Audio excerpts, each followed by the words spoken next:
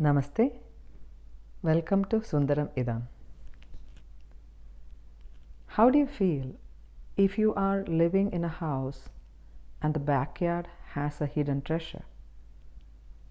You walk by it, disregard it as a non-essential for years, for thousands of years, and a visitor comes, sees it, and realizes the value, and the house owner feels amazed and then start cherishing it more than ever. That's the story of Koodiyattam, the oldest surviving Sanskrit theatre in the world, a classical theatre form which survived thousands of years, and over 1,000 years were under foreign rule and invasion. Just imagine the resilience of that community which nourished this art form, and even though it was in the hands of a few families, that became the main reason for its survival. Just like an heirloom recipe or a trademark recipe which is hidden from the rest of the community, this was preserved in the hands of these families. Koodi means together and Attam means acting.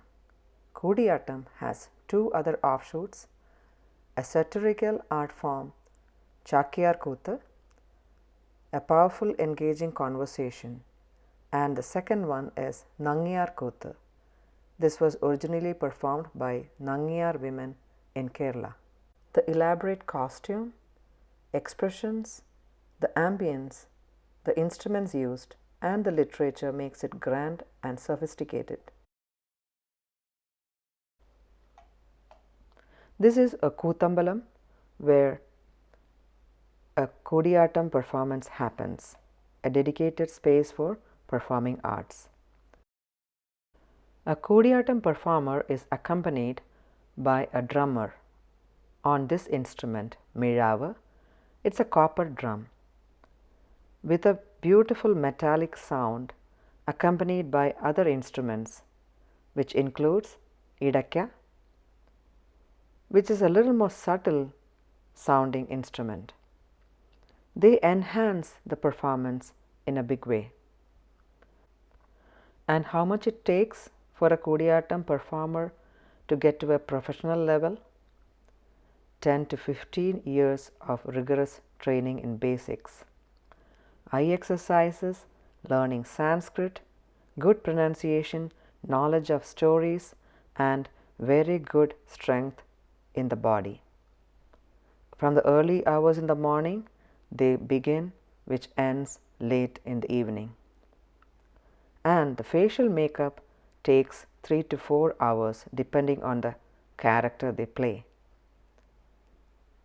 So you can imagine for every night, if there are 6-7 nights in a row, every day they have to go through this makeup and dedication.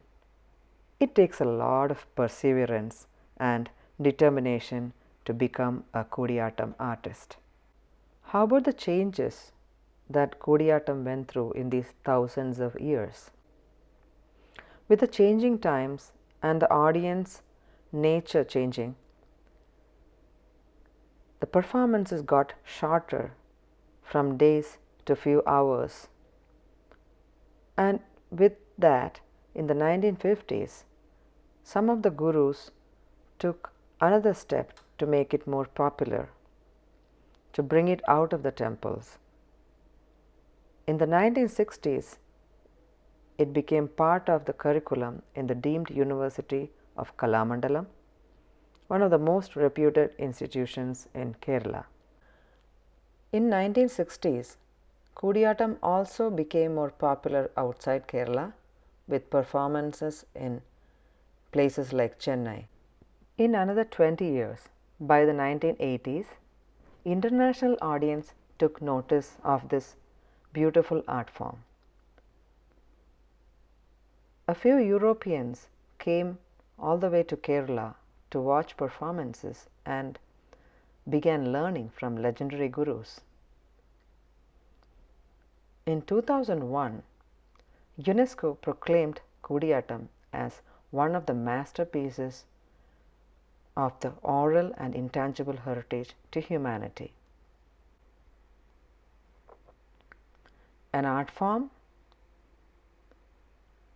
dating back few thousands of years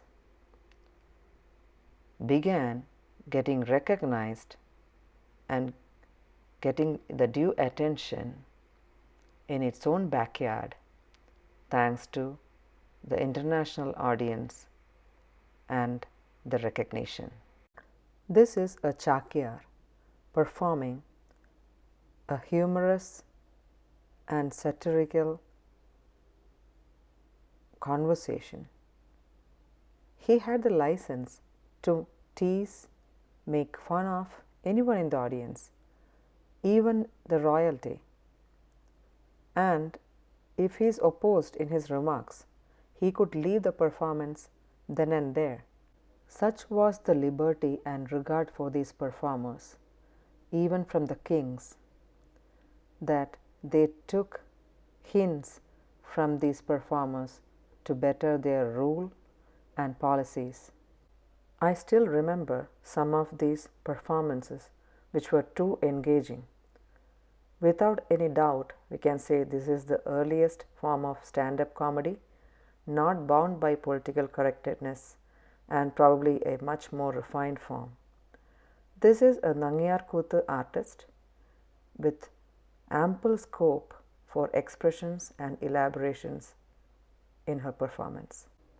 All these art forms are now part of the Asia's biggest youth festival, which is conducted every year in Kerala, which helps the present generation of artists take more interest and preserve it. To some of my Malayali friends who might be thinking, why am I doing this in English?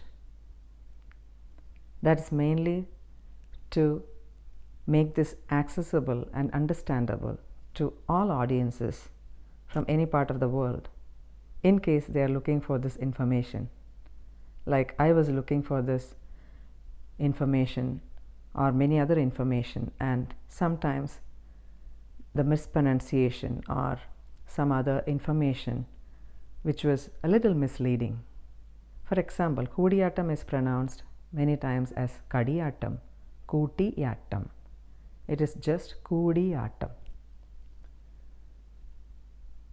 So, to my Malayali friends, എല്ലാവരും കാണുന്നതിൽ വളരെ സന്തോഷമുണ്ട്. ഇനിയും കാണുക, എന്നെ പ്രോത്സാഹിപ്പിക്കുക. May Koodiyattam flourish and go to next level, where every part of the world knows about Koodiyattam and understands the language it says. Not the Sanskrit language, the essential language of emotion and expression, a human emotion. See you next time. Please like, subscribe, and share. See you soon. Namaste.